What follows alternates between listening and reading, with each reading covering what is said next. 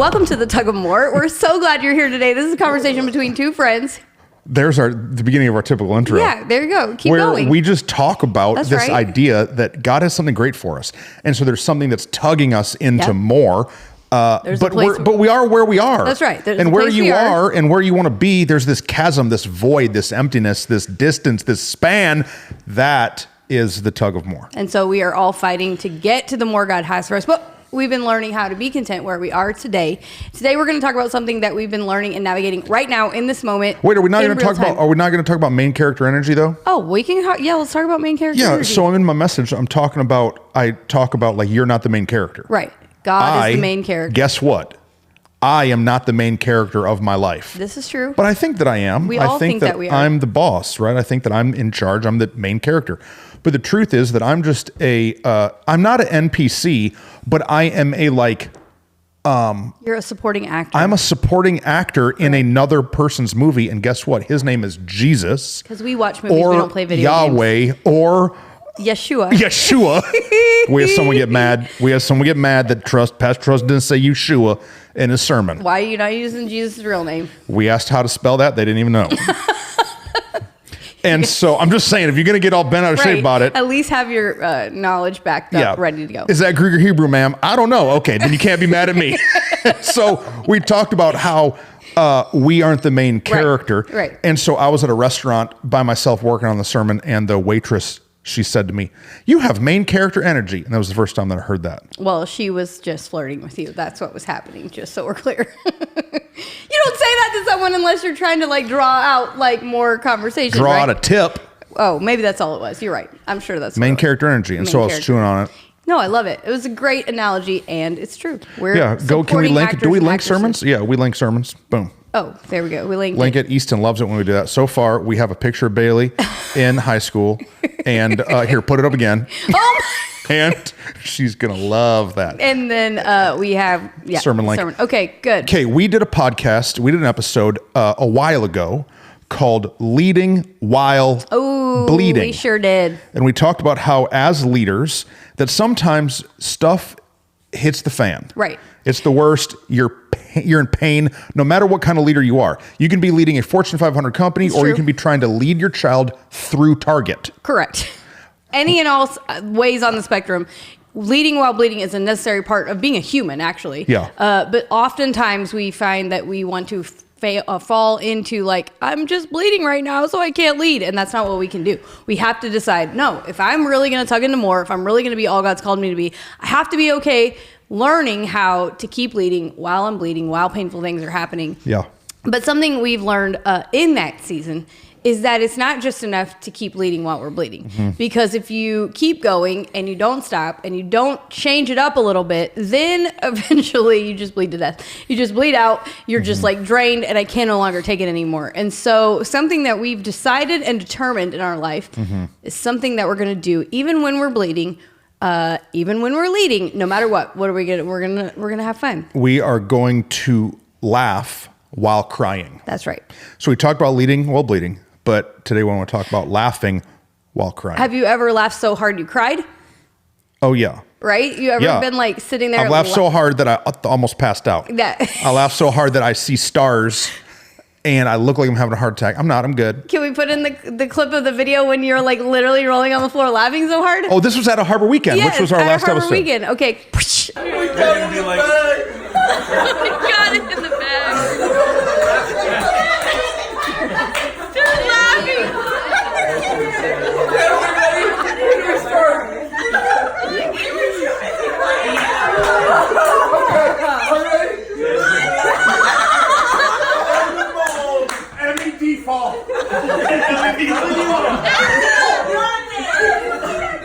Motherfucker!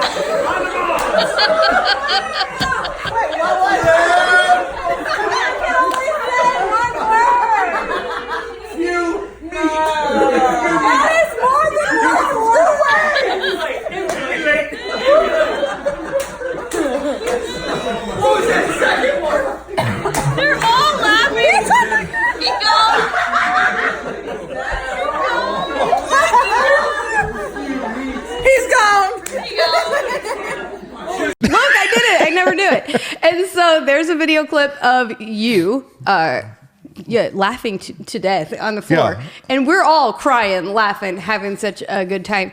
But sometimes the opposite happens. The opposite is what's happening. You're crying. Right. But you have to choose to laugh. Yeah.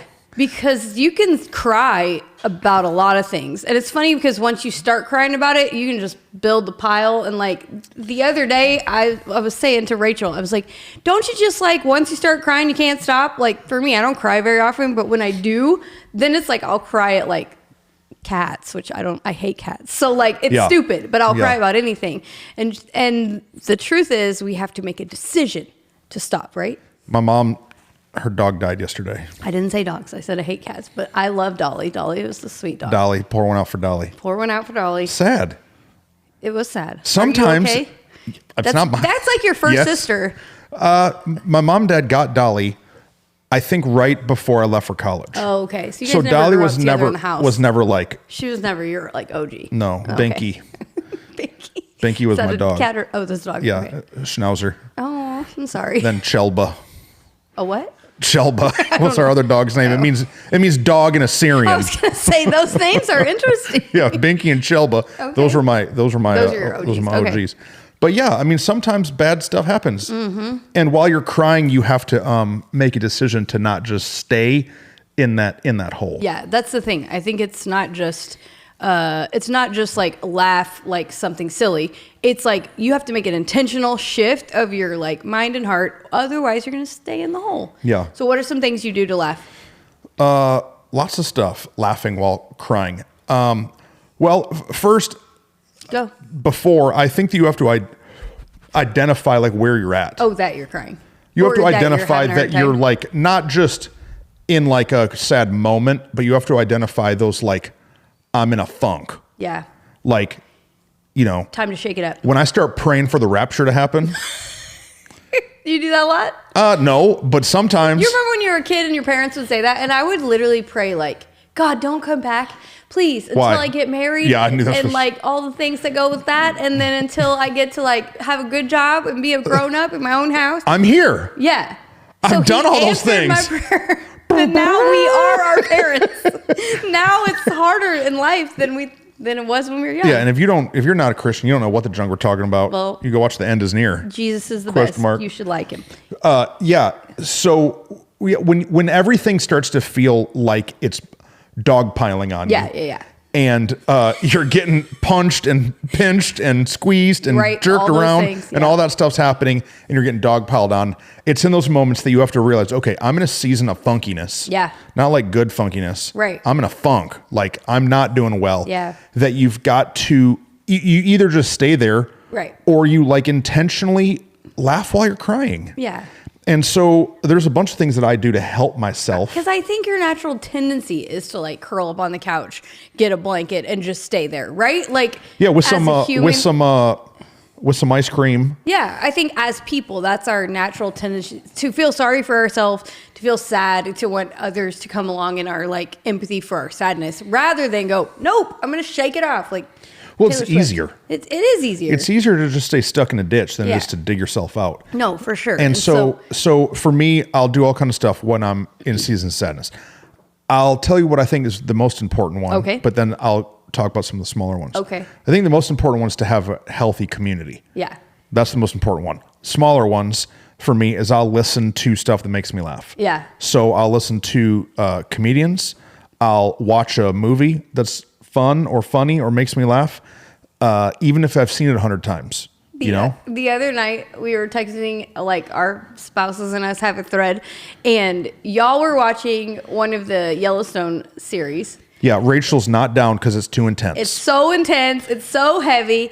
And then you watched my 600-pound live after that, which is like an easier one to like kind Well- of be lighter. And it kind of makes you sad too, but Yeah. it's a lighter one. Then we were watching like a Ryan Gosling CIA, like so intense movie. And then afterward, I found this stupid comedy where like these women are murdering their husbands. But it was like Whoa, funny. that sounds real funny. It was funny. And I was like, no, we They're had, murdering their husbands. It's real funny. Watch out, Aaron.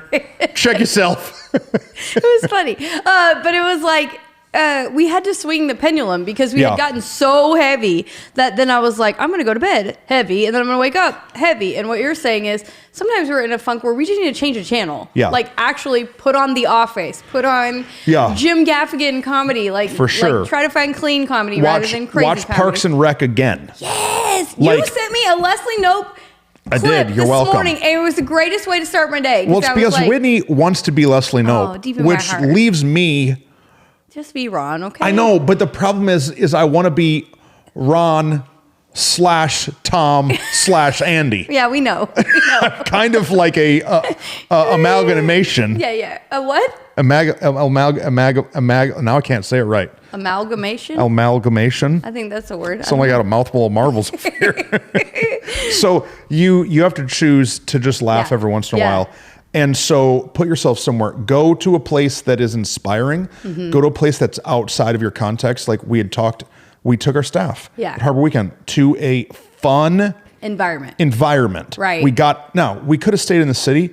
I know the dude who owns La Quinta. We could have got that hotel hookup. Yeah.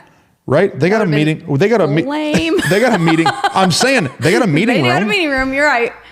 But there's something to like rattling yourself out of the norm. Yeah, and you just said something so good. Don't go back to some of the places that make you sad. There's been seasons of our life where we've been like, oh, we're not going back to that restaurant right now. Yeah. That restaurant reminds me of, brings me down. Yeah. There's environments that we might, in heavy seasons, when we're already crying, we have to make an intentional decision. I'm not stepping into that room. We've been talking about it a little bit here on the podcast. There are rooms of people that we're not going to step into seasons of that are heavy, and seasons where we're sad, seasons where we already feel defeated. I'm only going to show up at parties that I feel invited and like excited to be there. I'm not going to go to ones that drain me, stress me out. Yeah, that's really good. Put yourself in that environment. So identify, man, how am I? Am I okay? Am I in a hole? Am I in a funk?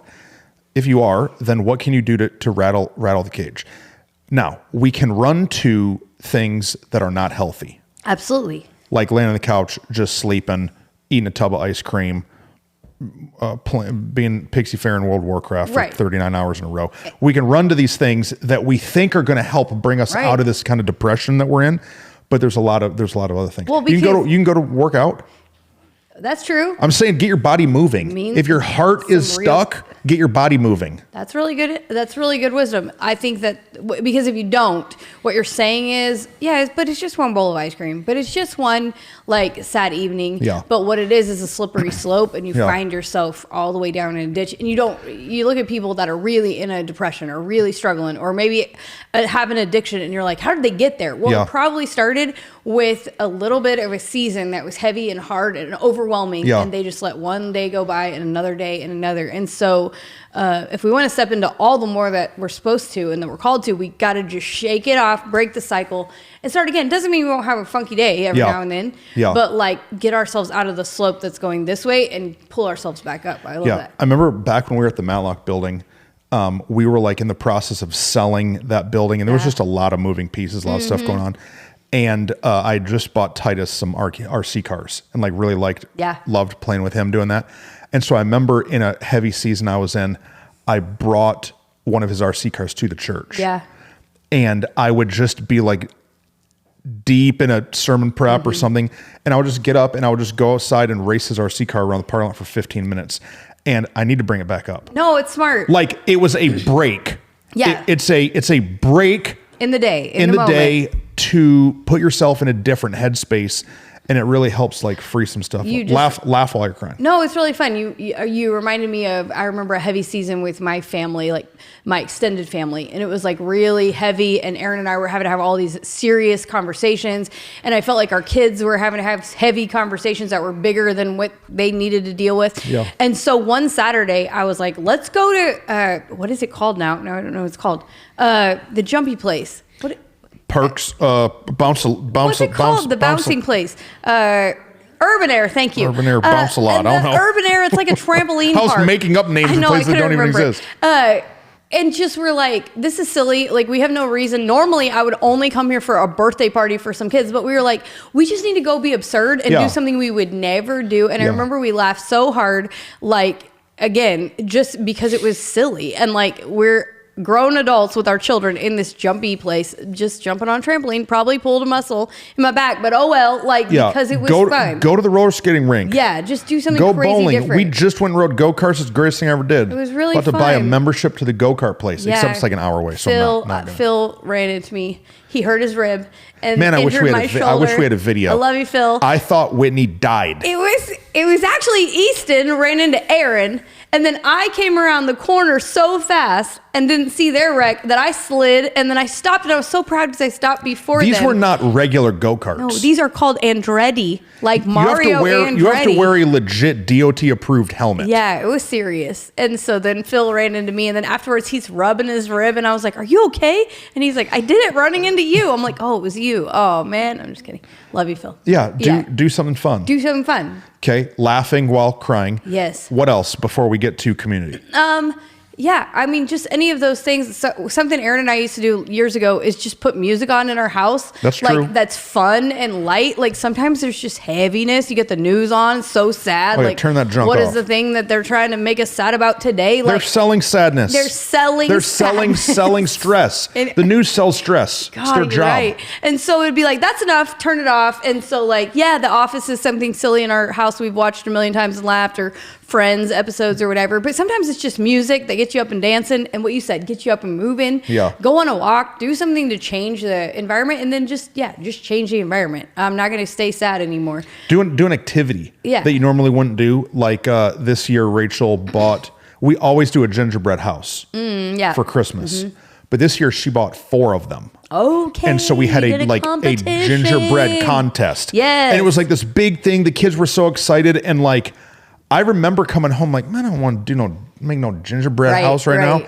But it turned into the funnest thing because it was different. For my birthday, I just celebrated my birthday, and 3 different people bought me Lego kits. 3 people did? Yeah. Oh, that's the best. Lego kits, right? Yeah. Because they hear me talk about how Titus likes Lego kits. But because it's something that's different. It's something different. It's something to try. And your brain is so engaged, it's something that will help unengage your brain, but in a fun and silly way. Yeah. No, something we tell our staff team all the time. I'm not wearing a wedding ring. I apologize. I love you, Rachel. I'm still married. I forgot both of them at home. You going to put this one on? Yeah, that's going to work really well. I just always, my whole marriage, anytime I forget to put it on or leave it somewhere, I just tell everyone I'm with. Yeah. So I'm with you guys today. Yeah, that's good. I'm glad you did that. Don't be thinking Thank nothing. you for clarification. Back off me, that lady at the restaurant who thought I had main character energy. Hey, I am a married man. Yep. Sorry, lady. It's probably were you wearing a ring? I always wear it. I don't know what happened. You just left it on the sink or something. Yeah, we got in a big fight and I threw it. No, I'm just kidding. Just kidding. Ridiculous. What were we saying? I don't know. I like saying crazy stuff because then Rachel texts me whenever she watches the podcast. And she's like, "What? You're ridiculous." No, what you said? Gingerbread, Lego. Yeah. Oh, I had a train of thought and now I lost it. Womp womp. I don't know. Oh, I know. Our staff team, we tell them all the time that they are the ones who set the thermostat, that they're not the thermometer. Mm-hmm. And so when you're leading while bleeding, when you're crying as a leader, as someone, whether you're a parent in your own home, whether you're a boss at your job, whatever it is, like we have to help set the thermostat of the environment around us. Because often whatever we're struggling with, whatever we're leading and bleeding through, the people around us are affected too. Mm-hmm. And so what you're talking about is shifting the atmosphere around you. Yeah. And it's not just enough to change your atmosphere. Sometimes you need to go intentionally heavier and change the atmosphere around you. And so what it kind of leads into is the next thing that you want to talk about, which is the community of people around you, whether it's where you're working or your family, but also you got to bring the people with you that are going to have main character energy with you and like shake it up and have fun. Yeah, just go with a group of friends. And what I do a lot, like if I'm in a funk, y'all know it. Yeah. So Aaron already knows. Me and him were texting today about some stuff. He already knows what I'm carrying. Yeah. And so we'll go to dinner and one of us will say, hey, we just need to laugh tonight. Right. And so that is like, hey, we're not going to have a meeting. Right. Because me and you are the worst. We're the worst. Aaron and Rachel are good at it. We're the worst. We'll be in the most beautiful place and be like, hey, but what do you think about those discipleship processes? What strategy should we have for this new next step? This staffing issue, how do you think we move this? And then they'll be like, 3 minutes. You only have 3 more minutes. But thank God that Aaron and Rachel be saying 3. Rachel just says, shut up. Yeah. Aaron gives us 3 minutes. Because he knows that, and I'll be like, no, you shut up. Don't tell me what to do. Exactly. So glad for that. But so we go with the intention of having a good time. You have to choose it sometimes. The other night we had kind of a heavy day and like a lot had happened, and we went home and we had something planned later that night that we were going to go to, but we were kind of like I was honest. I was like, I just don't want to go.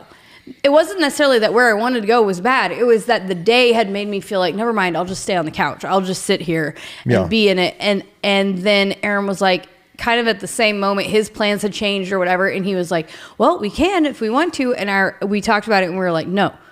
Our friends are going to go too, and we're all going to go, and we're going to be intentional together. And then y'all were just bananas. Like, that was the other level of it. Because I chose to laugh. You guys chose to laugh and chose to be absurd. And what's funny is, or what I've noticed in that is there are times where I or someone in the group, you have to make the decision then to lean into that.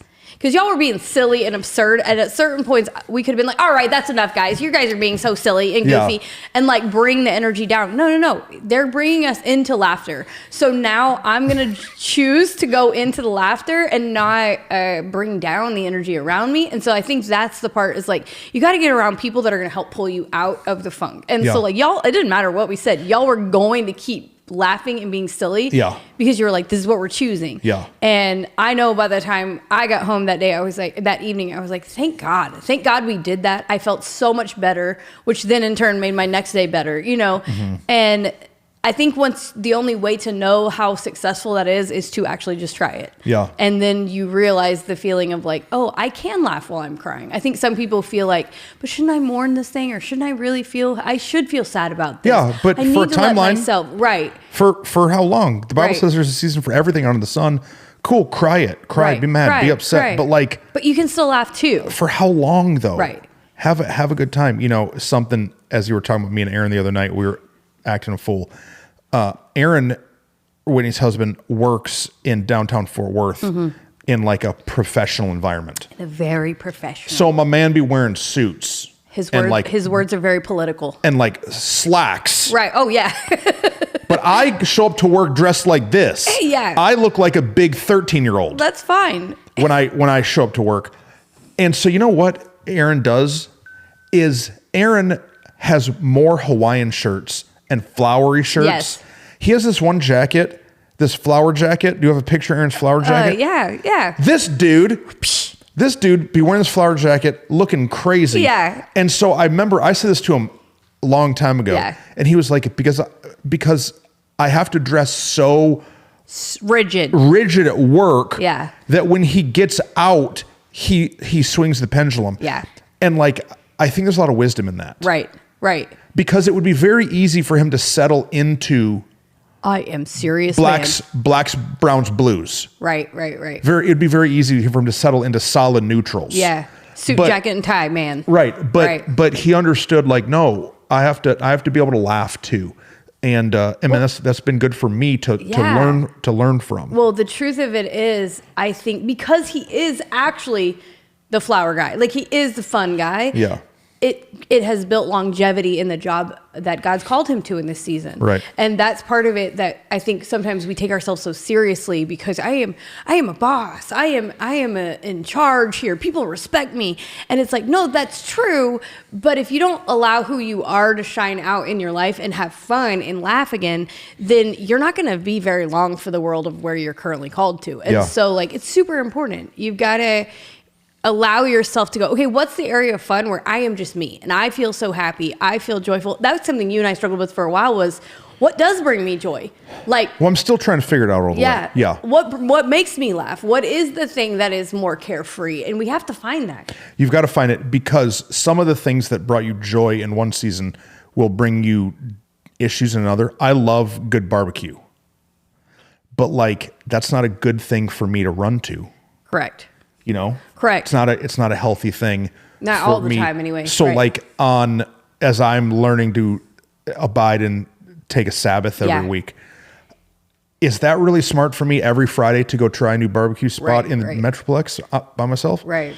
I don't know, maybe, but it's not. Right. And so we have to find those other things. Yeah. And I don't, for me, I don't know all the way what they are yet. I've got some, but I don't know. No, but you have to just, and it doesn't have to always be the same. That's what Right. we're learning too. And like something we talk about Rachel all the time. I think you mentioned it on the last podcast that like she's just throwing bananas around the room at our harbor weekend. Like sometimes it doesn't have to be like, this is my hobby that brings me joy. Yeah. It's literally being in the moment and going, what's the stupid thing that will make people laugh? Well, you and I, go ahead. Rachel's been throwing stuff for ever since I've known her. Always. If we have a cheese tray at the church and there's leftover cheese Right. cubes, she's throwing those. Right. If we go to a restaurant where they give free rolls, before we leave, she asks for some to go and then Right. throws them at people in the parking lot. In the parking lot, right. We just went out and she got a bunch of tortillas and was throwing them in the parking lot like frisbees. Like it's just something that It's just now silly. she identifies. This is something This is fun and silly. funny. It I'm might gonna make do it. people laugh. And so like I think for some of us as adults now, like maybe we grew up as like the class clown. Yeah. We were people that made other people laugh as kids. And maybe that was to mask insecurity or like not knowing how to talk to people or whatever. But it's actually a gift that God's placed inside of us Yeah. to help the people around us chill the junk out, to help the people around us have fun. And so we don't have to like shy away from that if for a season, Tim always talks about it. Like he used to feel like he was not good enough because he was the funny guy. Yeah. But now he's one of the best. He literally, his job description is to be the culture creator around our team because that's what he does. He brings fun and laughter and joy. And so I'm like, thank God for the people around us. You got to hold on to them when you have them. And then you got to be willing to say, hey, I need to go to dinner tonight. Hey, Yeah. I need to laugh tonight. Yeah. Hey, I can't talk about anything heavy. Can we talk about something fun? And it takes intentionality, but it's worth it. Yeah. Yeah. So you've got to take some inventory of yourself or ask somebody else to take some inventory of you. And if you're spending the majority of your life in that downward spiral, sad funk, choose to rattle out of it. Right. Or else it's just going to turn from a season to an era. No, right. Is that right? Things go from moments to seasons to eras. Yeah. I don't know if those are the right words, but like you're now in this era of 3 years that is just sad. Right. And like, And dude, funky. and leading is hard. Right. Like right now we have young kids, right? And so for Rachel, some days it's monotonous. Yeah. Like the laundry never stops. The dishes are always dirty. Right. There are these things that are just monotonous. Right. And so Rachel realizes the monotony. And so she works hard to break herself out of that. And Yeah. she says, hey, I got to get out of here for a few Right. minutes. I'm going to the gym. I'm going to Target. I don't know where I'm going.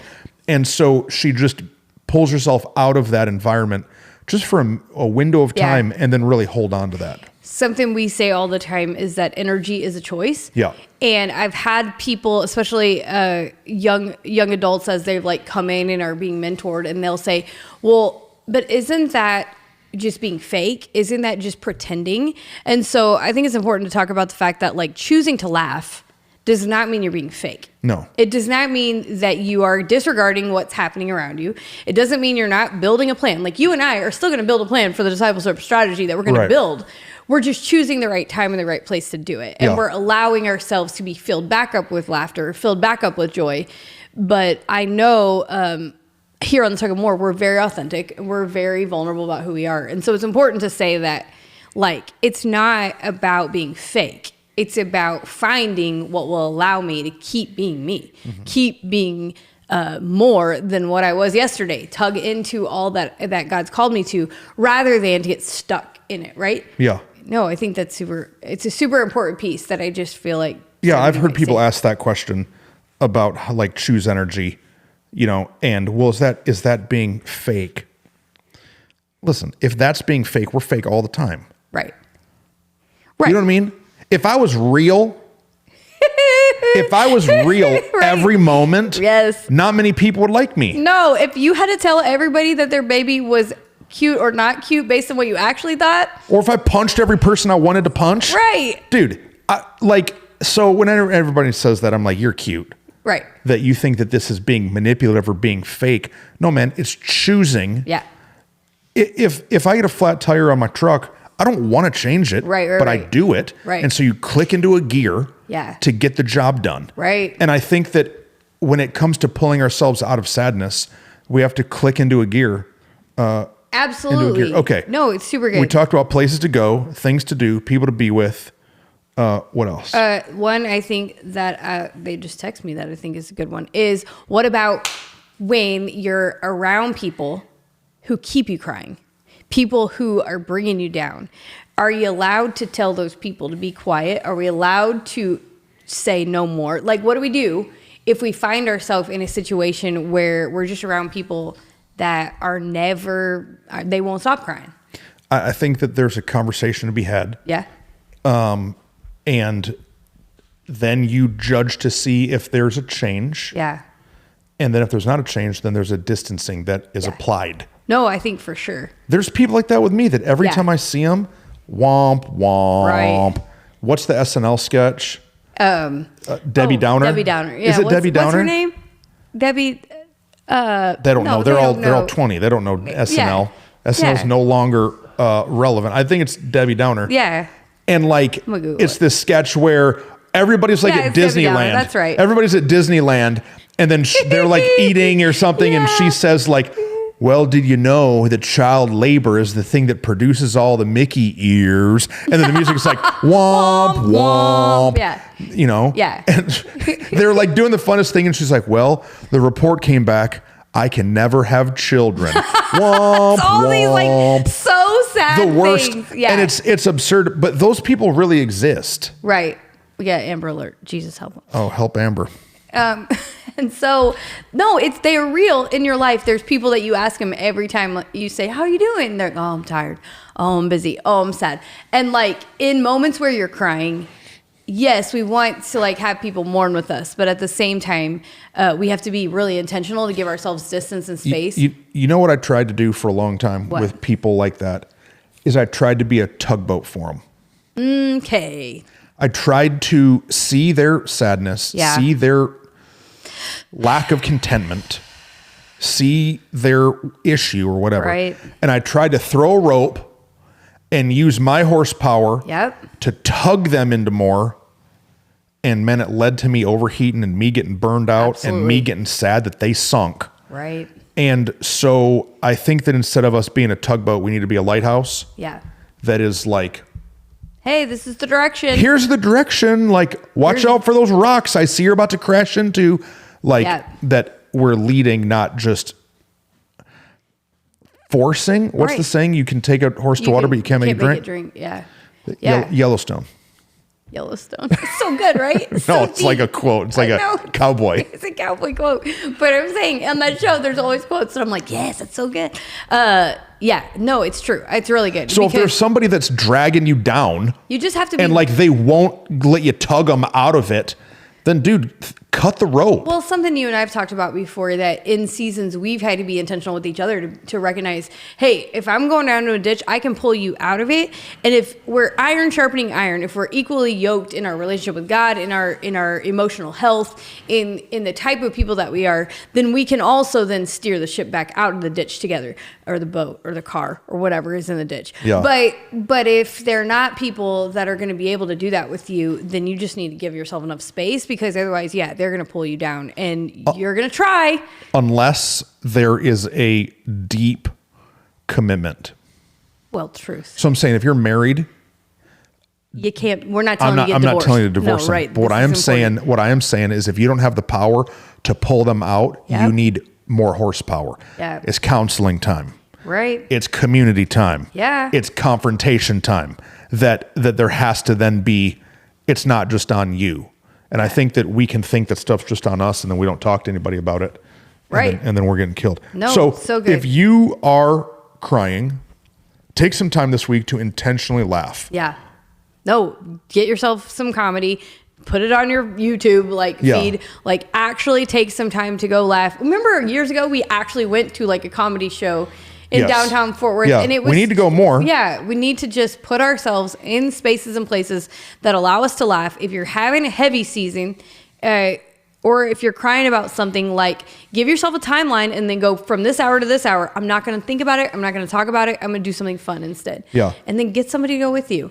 Yeah. And then abide, talk to Jesus. If you know important. him. It's an important piece. Love it. We love y'all. We hope you'll subscribe, like, share, comment, all the things. Ask us questions. Anything you guys would love us to talk about, we would love to talk about it. That's true. See ya. Bye, y'all.